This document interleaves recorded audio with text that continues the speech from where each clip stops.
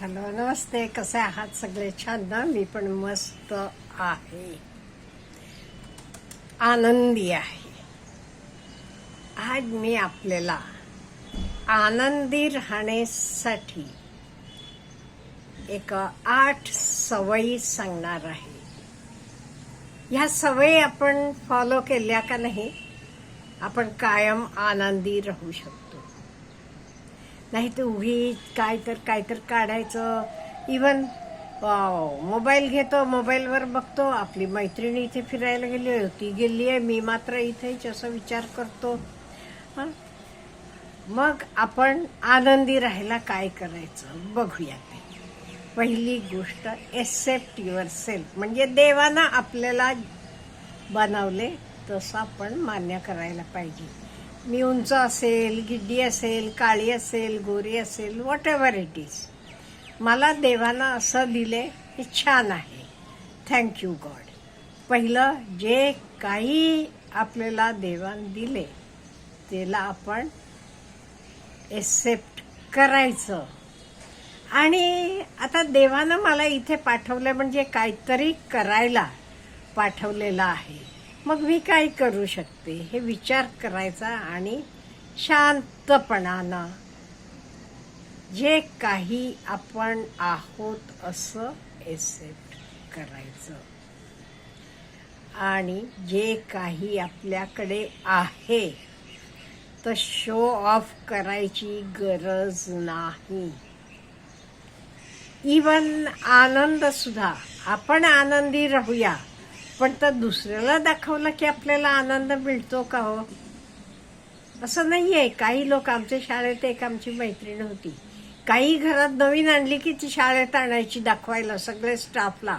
तर staff room मध्ये लगेच आलं तिचे घरात काही नवीन सोनं असेल, दागिने असतील, साडी असेल, काही असू देत, पहिलं ती म्हणजे शो ऑफ करायचं, दुसऱ्याला दाखवायचं. का दुसरे चांगलं आहे, छान आहे म्हटलं तरच आपण नाही आनंदी. आपण आनंदी राहायला पाहिजे, लोकांसाठी नाहीये. त्यामुळे कधी आपण दुसऱ्यावर अवलंबून राहिलो की काय होते बघा, कंपॅरिझन आलं, दुसरा म्हणाला हे काही छान नाहीये बाबा, हे तर असं पाहिजे होतं, असं म्हटलं की आपल्याला इन्सेक्युरिटी हे होईल.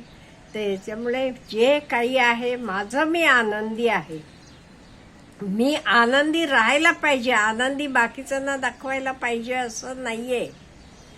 मी आनंदी राहणं हे महत्वाचं आहे. आणि आनंदी लोक का नाही, ती आनंदी असतात. लोकांनी आपल्याला आनंदी आहे, मी खुश आहे, मी मजा आहे, मजेत आहे असं दाखवायची गरज नाही. पण हल्ली काय झाले, हल्ली शो ऑफची दुनिया चालू झालेली आहे. त्यामुळे प्रत्येक काही नाही, आता तरी सोशल मीडियावर, सोशल मीडियावर दाखवतात तेवढे आनंदी आहेत, सुखी आहेत, नंतर 4 दिवसांत तुम्ही बघता त्यांना आत्महत्या केली, अमुक केले, तमुक केले.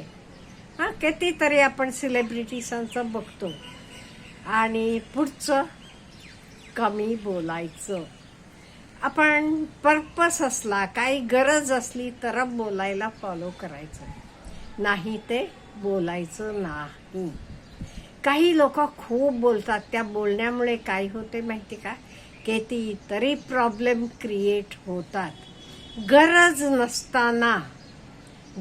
नसताना प्रॉब्लेम्स क्रिएट होतात, दुसऱ्यालाही त्रास होतो. आणि आपले मोठे सिटीजमध्ये हे कमी आहे, पण छोटे गावांमध्ये का नाही हे भयंकर आहे. त्यातनं काही गोष्टी का नाही, गरज नसताना तुम्ही बोलता आणि नावं ठेवत बसतात गिऱ्हाईकाला. त्यामुळे हे त्रास होतो. आपल्याला गरज नाही, ते माणसाशी आपला संपर्क सुद्धा येत नाही. एस्पेशली नवीन लग्न होऊन आलेल्या सुना असल्या की त्यांच्या बाबतीत काही लोकांनी बोलताना मी ऐकलंय, म्हणून म्हणते, काही आपला संबंध येत नाही, आपण कधी त्यांच्या घरी गेलेलो, तिला कधी बघितलेलं सुद्धा नसते, पण त्यांचे का नाही अमुक तिला अमुक येत नाही म्हणे, काही येत नाही, काही कळत नाही, सारखं मोबाईल बघत बसती, असं कारणाशिवाय. त्यामुळे शक्य गरज नाही तिथे बोलू नका. तुम्ही बोललात का नाही, अननेसेसरी स्ट्रेस तुम्हालाही येतो आणि समोरच्याला व्यक्तीला पण देता. त्या व्यक्तीला कुठून ना कुठे तर जाऊन पोचते तुम्ही असं बोललेलं. काय गरज होती? त्यामुळे हे आपण पाळायला पाहिजे की ती गरजेचं आहे तेवढं बोलायचं.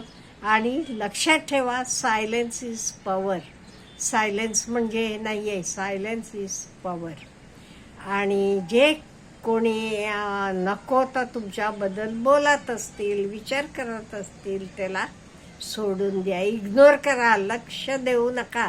ते लोकांची लायकीच तेवढी आहे म्हणा आणि म्हणून ते तसा बोलतात.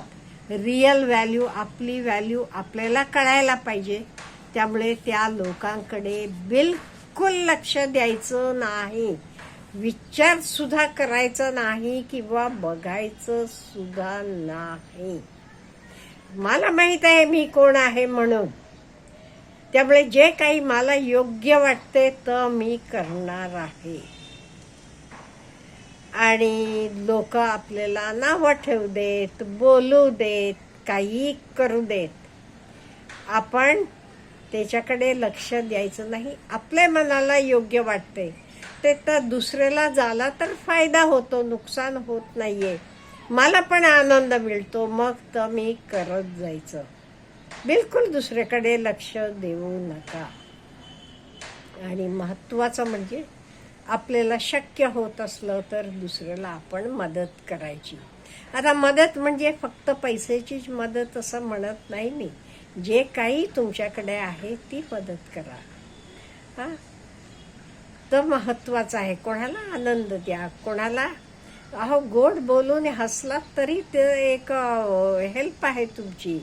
दुःखात असणाऱ्याला जरा पाठबळ द्या, त्याला स्ट्रॉंग करा. आणि एक पुढचं महत्वाचं म्हणजे रोज नवीन काहीतरी आत्मसात करत बसायचं. Keep on learning new things. आज तरी आपल्याला बाहेर सुद्धा जायला नको. डिजिटल माध्यमामुळे आपण घरात बसून नवीन काही शिकू शकतो. जे काही आपल्याला हवं आपल्या आवडीप्रमाणे नवीन नॉलेज गेन करायचं. रोज मी एवढंसं तरी काहीतरी नवीन आत्मसात करणार आहे हे ठरवा. रोज खूप नको, 1 मिनिट 5 मिनिटं, पुढे तर वाढत जावा. तेवढा वेळ तरी मी काहीतरी नवीन गोष्टी आत्मसात करणार आहे. म्हणून रोज काहीतरी नवीन आपण कीप ऑन लर्निंग न्यू. तुम्हाला लिखाणाची आवड असली रोज लिहित जावा. रोज आधी 5 ओळी लिहा, नंतर रोज 10 ओळी लिहा, 15 ओळी लिहा, असं वाढवत जावा. आणि पुढचं म्हणजे बिझी राहणं. हे खूप महत्वाचं आहे. आपण बिझी राहिलो नाही ते काय होते माहिती का, आपले मेंदूत सैतान येऊन बसतो आणि नको नको ते विचार देतो. तो आपल्या काही पास्टमध्ये चुका झालेल्या असतील त्याच्याबद्दल आठवण कर. तुम्हाला कोणी काही बोललेलं असेल त्याच्याबद्दल आठवण करतो. तुम्ही बोलता, तो माणूस एकदा बोलला असेल, तुम्ही 100 वेळा स्वतःला बोलता, तो मला असं बोलला, तो मला असं बोलला म्हणून. त्यामुळे कायम बिझी राहायचं, कशात तरी निरंतर राहायचं. आणि देवावरचा विश्वास हे अतिशय महत्वाचा आहे. देवावर विश्वास आपण कशासाठी ठेवतो? स्वतःसाठी. देवाला काही कमी नाही, देवाला हवं एवढं आहे. पण मी देवावर विश्वास ठेवल्यामुळे माझं कॉन्फिडन्स वाटते, मला मनशांती मिळते. मला कायम वाटते ओके माझा देव माझ्या पाठीशी आहे, माझ्या बरोबर आहे, तो मला बघतोय. त्यामुळे मला काही काळजी करायची गरज नाही. त्यामुळे देवावर विश्वास ठेवा. आणि लक्षात ठेवा, देवावर विश्वास ठेवायचा म्हणजे तो स्वतःसाठी, आपल्यासाठी, देवासाठी नाही. देवाला काहीही कमी नाहीये. त्यामुळे हे सगळं आपण रोजचं रोज वापरलं, स्वतःवर विश्वास ठेवला, छानपैकी राहिला, टिपटॉप राहावा. कोणी काही म्हणू देत, आपल्याला व्यवस्थित राहायचं आहे ना, व्यवस्थित राहावा, बिझी राहावा. म्हणजे बघा तुम्ही आयुष्यात सुखी राहता, आनंदी राहता. Have a good day.